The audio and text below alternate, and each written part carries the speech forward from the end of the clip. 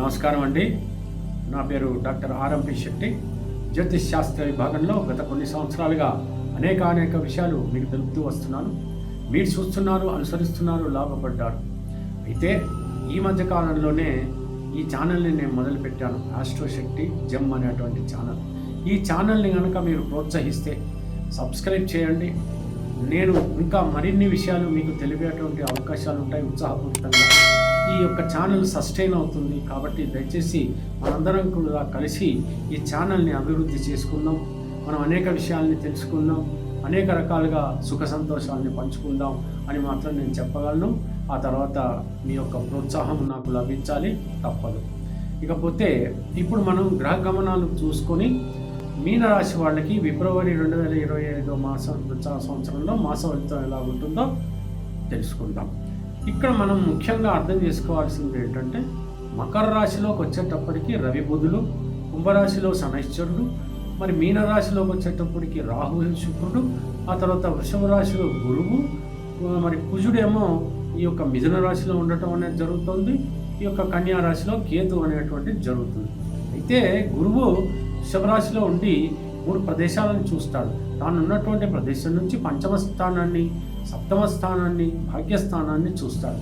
అలాగా అయితే వృషభ రాశిలో ఉన్నటువంటి గురుడు ఈ యొక్క మీనరాశి వాళ్ళకి ఏ స్థానాలను చూస్తున్నాడో అవి పదిలంగా ఉంటాయని మనం అర్థం చేసుకోవచ్చు. 7వ స్థానము, ఆ తర్వాత 9వ స్థానము, 11వ స్థానం. 7 అంటే స్పౌస్, అంటే భాగస్వామి. అది వ్యాపార భాగస్వామి కావచ్చు, లేకపోతే జీవిత భాగస్వామి కావచ్చు.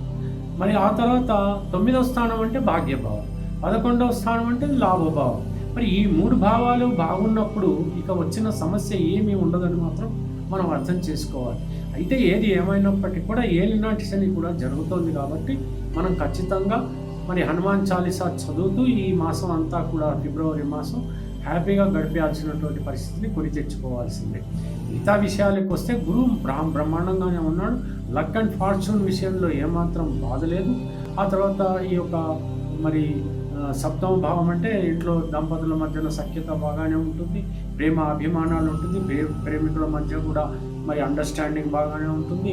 ఆ తర్వాత 11వ భావం అంటే ఈ యొక్క వ్యాపారంలో ఉన్నటువంటి వాళ్ళు మరి ఆర్థిక పరంగా బాగానే లాభపడేటువంటి అవకాశాలు ఖచ్చితంగా ఉన్నాయి. ఇప్పుడు మనం చూడాల్సింది ఏంటంటే, ఈ రవి బుధులు ఎక్కడున్నారు, మనకి లాభభావంలో ఉన్నారు. మరి వాక్చాతుర్యంతో వ్యాపారస్తులైతేనేమి, ఈ వాక్ అంటే మాటలతో మనం మార్కెటింగ్ చేసి సంపాదించుకునేటువంటి వాళ్ళకి మాత్రం అద్భుతంగా ఉంటుందని మనం చెప్పచ్చు. ముద్రణ రంగం, మీడియా రంగము, ఈ కళారంగాలు ఇవన్నీ కూడా అద్భుతంగా ఉంటాయని మనం చెప్పవచ్చు. చలనచిత్ర రంగం కూడా బాగానే ఉంటుంది. ఆ తర్వాత 12వ భావంలో శనైశ్వరుడు ఉన్నారు కాబట్టి ఆరోగ్యం కొంచెం జాగ్రత్తగా చూసుకోవాల్సిందే. పెద్దవాళ్ళు ఎవరైతే ఉన్నారో వాతపు శరీరంలో కానీ ఏదైనా అలాంటి స్వామి వాతం ఇదంతా అంటారు కదా, అవన్నీ కూడా చాలా జాగ్రత్తగా చూసుకోవాలి.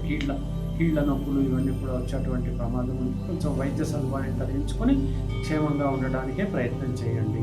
ఆ తర్వాత లగ్న భావంలోకి వచ్చేటప్పటికి రాహు శుక్రుడు ఉన్నారు కాబట్టి కాస్త విలాసవంతమైనటువంటి ఖర్చులు, లేకపోతే హోటల్స్కి వెళ్ళడం, బార్స్కి వెళ్ళడం, తర్వాత ఏదైనా మన నటీనటులకి కానీ ఆడిటోరియంస్కి పోవటం, కళారంగాల్లో పాటలు పాడే వాళ్ళకి, ఇలాగా సంగీతం నేర్చుకుంటున్నటువంటి వాళ్ళకి, వాళ్ళు ఏదైనా కార్యక్రమాలు చేస్తున్నటువంటి వాళ్ళకి, వీళ్ళందరికీ కూడా బాగుంటుంది. ఫ్యాషన్ డిజైనర్స్కి, మరి ఆ తర్వాత ఏదైనా ఆర్కిటెక్చర్స్కి, ఏదైనా మరి గైనకాలజిస్ట్కి, వైద్యులకి, వీళ్ళందరికీ కూడా బాగుండేటువంటి అవకాశం ఉంటుంది. ధనాదాయం ఉంటుంది, గౌరవం కూడా దక్కేటువంటి పరిస్థితులు ఖచ్చితంగా ఉంటాయి. మరి కంటి డాక్టర్లకి అద్భుతంగా ఉంటుంది, గైనకాలజిస్ట్కి మరీ బాగా ఉంటుంది. ఈ రకంగా ఉండేటువంటి అవకాశం. ఏదైనా నూతన వ్యాపారాలు ప్రారంభించుకోవాలి అంటే మాత్రం మీకు కావాల్సినటువంటి ఆ వనరులు, ఆ తర్వాత భాగస్వాములు దొరికేటువంటి పరిస్థితి ఉంది. 2వ పర్యాయం ఏలినాటి సెట్ అయితే పర్వాలేదు, బాగానే ఉంటుంది. 3వసారి అయినప్పుడు మాత్రం కొంచెం ఆరోగ్యపరంగా జాగ్రత్తగా చూసుకోవాల్సినటువంటి అవసరం. వయస్సును బట్టే ఈ యొక్క ఏలినాటి శనిళ్ళు వస్తాయి. మొదటి సైకిల్ అంటే first cycle, second cycle, third cycle, fourth, fifth cycles కూడా వస్తాయి. మీ వయస్సును బట్టి ఉంటాయి. అప్పుడు 2వ సైకిల్, ఫస్ట్ సైకిల్లో పెద్దగా బాధ్యతలు ఏమీ ఉండవు కాబట్టి తెలియవు. 2వ సైకిల్లో మాత్రం ఖచ్చితంగా వివాహాలు జరుగుతుంటాయి, లేకపోతే ఏదైనా శుభకార్యాలు కూడా జరుగుతుంటాయి, విద్య ఆర్జించడం అనేటువంటిది జరుగుతుంది, ఉద్యోగాలు లభిస్తాయి, ఇవన్నీ కూడా ఉంటాయి. కానీ 3rd సైకిల్కి వచ్చేటప్పటికి ఆరోగ్యం మందగిస్తుంది, జాగ్రత్తగా కాపాడుకోవాల్సినటువంటి పరిస్థితి ఏర్పడుతుంది. 4th సైకిల్లో మాత్రం కొంచెం తప్పించుకోవడం కష్టమవుతుంది, వయసు కూడా బాగా పెరిగిపోతుంది. 10-30 సంవత్సరాలకు ఒకసారి ఏలినాటి శని వస్తుంది కాబట్టి 4th సైకిల్ అనేటప్పటికి వయసు బాగా మీరిపోతుంది కాబట్టి అప్పుడు ఎట్టి పరిస్థితుల్లో జాగ్రత్తగా ఉండాల్సిందే. 4th సైకిల్ జరుగుతున్నటువంటి వాళ్ళు కానీ 3rd సైకిల్ జరుగుతున్నటువంటి వాళ్ళు కానీ ఖచ్చితంగా మహామృత్యుంజయ మంత్రం ప్రతిరోజు జపించాల్సిందే. ఆ తర్వాత హనుమాన్ చాలీసా చదవాల్సిందే తప్పదు. ఇక గురువు కనుక తీసుకున్నట్టయితే మనకి 3య స్థానంలో ఉన్నాడు కాబట్టి పెద్దగా 3వ స్థానంలో గురువు యోగించకపోయే పరిస్థితి ఉంటుంది. కానీ అతని వీక్షణ మాత్రం ఏ రాశులపైన పడితే అవి మాత్రం క్షేమకరంగా ఉంటాయని మనం చెప్పచ్చు. ఇకపోతే సోదరి మండల మధ్య సఖ్యత మాత్రం బాగుంటుంది. కుజుడు కనుక తీసుకున్నట్టయితే మనకి ఏమవుతుందంటే మరి ఈ యొక్క 4th స్థానంలో ఉన్నాడు కాబట్టి ఏదైనా భూమి కొనుగోలు కానీ అమ్మకాలు కానీ ఇల్లు కొనటం కానీ అమ్మకం కానీ ఇవన్నీ కూడా జరిగేటువంటి పరిస్థితి ఏర్పడుతుంది. ఈ సర్జికల్ వ్యాపారాల్లో ఉన్నటువంటి వాళ్ళకి బాగుంటుంది, సర్జన్స్కి బాగుంటుంది, ఇలాగా ఉంటుంది. ఆ రకమైనటువంటి విద్యను ఆర్జించే వాళ్ళకు కూడా బాగుంటుంది, కర్షకులకు కార్మికులకు కూడా బాగానే ఉంటుంది, కొంచెం కఠినంగా ఉంటుంది అంత మాత్రమే. ఇకపోతే కేతు 7వ ఉన్నాడు కాబట్టి దైవ చింతన ఎక్కువగా ఉంటుంది. ఏది ఏమైనప్పటికీ కూడా మరి దంపతుల మధ్యన సఖ్యత బాగానే ఉంటుంది, భాగస్వాముల మధ్యన మాత్రం ఒక క్రమశిక్షణబద్ధంగానే ఉంటుంది. ఇవన్నీ బాగానే ఉన్నాయండి. పెళ్ళిళ్ళు జరిగేటువంటి అవకాశాలు కూడా ఉన్నాయి, దూర ప్రయాణాలు చేసేటువంటి అవకాశాలు కూడా కనపడుతున్నాయి. ఏదైనా కోర్టు కేసులు ఉంటే కొంచెం జాగ్రత్తగా ఉండండి. ఎంచేతంటే ఏలినాటి శనిలో 3rd సైకిల్ జరుగుతున్నప్పుడు ఏమో ఓడిపోయేటువంటి ప్రమాదం ఉంటుంది. అదొక్కటి మాత్రం ఈ జాతకరీత్యా చూసుకుని ఏ సైకిల్ జరుగుతుందనేది అర్థమైన తర్వాత మాత్రమే హనుమాన్ చాలీసా జరుగుతూ ఆ కోర్టు కేసుల్లో మీరు ఏ రకంగానైనా పార్టిసిపేట్ చేయవచ్చు, లేకపోతే పోస్ట్ పోన్ చేసుకోవడానికి ప్రయత్నించండి. ఇకపోతే మరో విషయం, విదేశాలకు వెళ్ళాలి అని అనుకుంటే మీ ప్రయత్నాలు మీరు సాగించండి. అటువంటి అవకాశాలు కొంతమందికి ఉంటాయి, కొంతమందికి ఉండవు. అది జాతకాన్ని బట్టి కూడా ఉంటుంది. కాబట్టి కేవలం గోచారం ఆధారంగా చేసుకుని మీరు విదేశాలకు వెళ్తారంటే అప్పుడు వెళ్ళేటువంటి పరిస్థితులు ఉంటే తాత్కాలికంగా వెళ్తారేమో కానీ శాశ్వతంగా వెళ్ళేటువంటి అవకాశాలు మాత్రం ఎట్టి పరిస్థితుల్లో ఉండవు. ఏది ఏమైనా చిన్నపిల్లలు వాళ్ళ చదువులు వాళ్ళు చదువుకుంటారు, మిమ్మల్ని గురించి ఏమీ పెద్దగా పట్టించుకునేటువంటి అవకాశం లేదు.